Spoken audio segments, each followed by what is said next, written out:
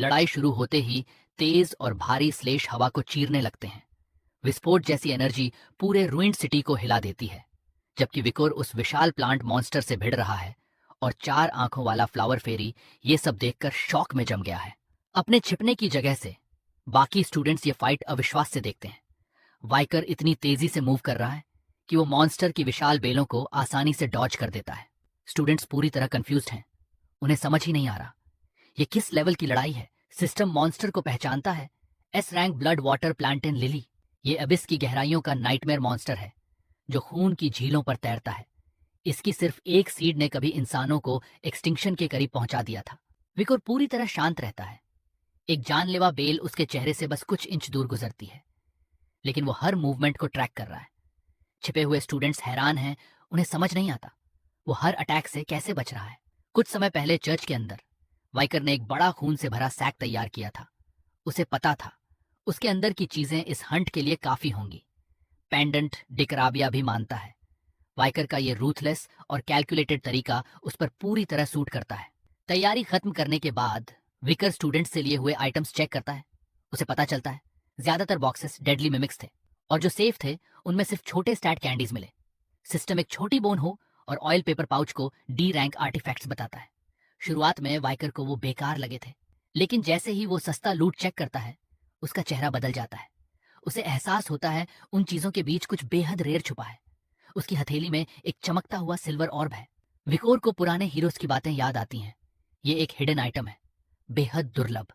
System इसे silver candy कहता है, जो अल्ट्रा रेयर रिफ्लेक्स स्टेट को परमानेंटली एक पॉइंट बढ़ाती है।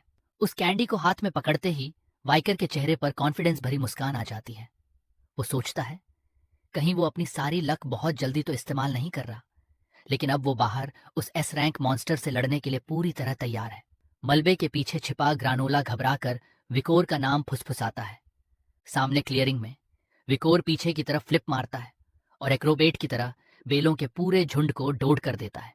वो विशाल प्लांट लगातार हमला कर रहा है, अपनी बेलों से उसे कुचलने की कोशिश में, लेकिन विकोर तेजी से पीछे हटता है और उसके विशाल मुंह के डेडली बाइट से बचने के लिए जमीन पर स्लाइड कर जाता है।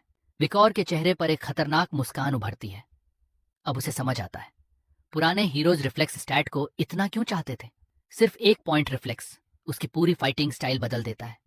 अटैक्स डोड करते हुए उसे अपने शरीर के रिएक्शन में भारी फर्क महसूस होता है। रिफ्लेक्स स्टेट उसके शरीर को बिना सोचे रिएक्ट करने देता है। अब उसका शरीर खुद फैसला कर रहा है कब कदम बढ़ाना है, कब रुकना है, कब डोड्स करना है, डेंजर समझने से पहले ही। इस ऑटोमेटिक डॉजिंग को महसूस करते हुए वाइकर मुस्कुरा देता है। उसे लगता है जैसे वो चीटिंग कर रहा हो।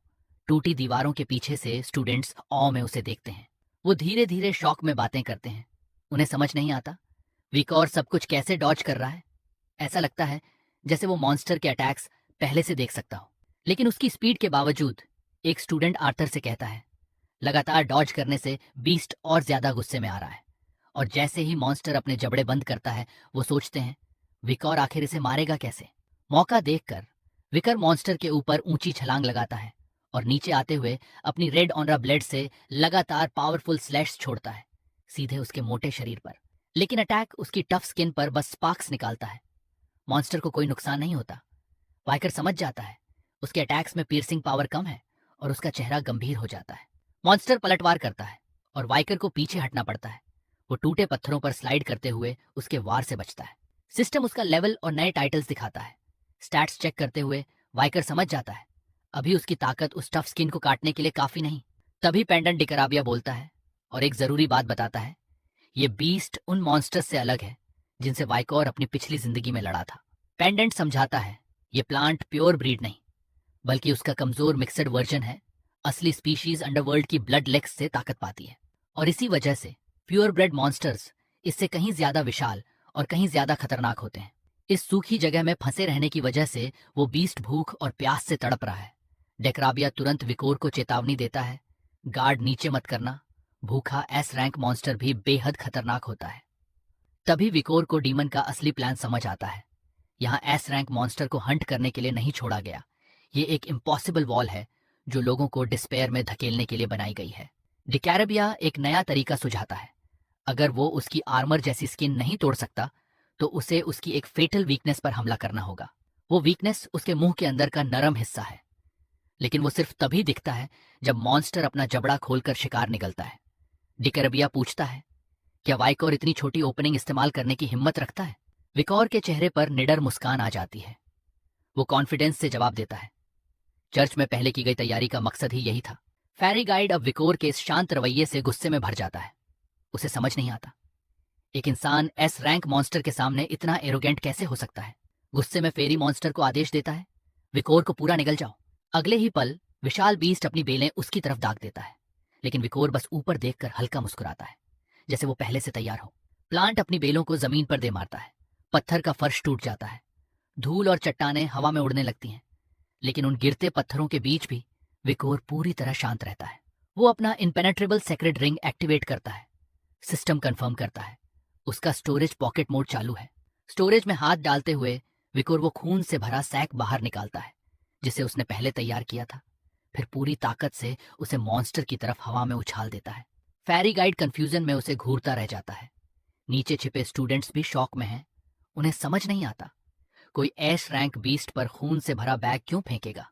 लेकिन भूख और खून की गंध से पागल मॉन्स्टर तुरंत अपना विशाल मुंह खोल देता है और उस सैक को निगलने के लिए आगे बढ़ता है, जिसके अंदर कटे हुए शरीर के हिस्से हैं। तभी स्टूडेंट्स को समझ आता है, चर्च के अंदर जो काटने फाड़ने की आवाजें आ रही थीं, वो वाइकर हेलहाउंड्स को काटकर बेट बना रहा था। जहां बाकी स्टूडेंट्स उसकी रूथलेस प्लानिंग से कांप रहे हैं, वहीं वाइकर पूरी तरह फोकस्ड है। उड़ती धूल के बीच उसकी लाल आंखें अपने असली टारगेट को देख लेती हैं। मॉन्स्टर के गले के अंदर, दांतों और बेलों के पीछे एक विशाल चमकती बैंगनी आंख दिखाई देती है। वही उसका कोर है, और उसकी सबसे घातक कमजोरी ट्रैप समझते ही फेरी पैनिक में चीख उठता है। वो मॉन्स्टर को तुरंत मुंह बंद करने का आदेश देता है, लेकिन अगले ही पल उसे एहसास हो जाता है, अब बहुत देर हो चुकी है।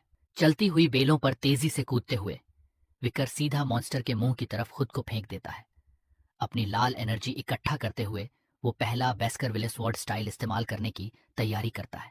एक तेज लाल फ्लैश के साथ वाइकर अपना ऑरा कोटेड हाथ सीधे उस विशाल बैंगनी आंख में घुसा देता है, लेकिन जैसे ही वो और ताकत लगाता है, उसके दांत भींच जाते हैं। उसकी ऑरा ब्लेड छोटी पड़ रही है।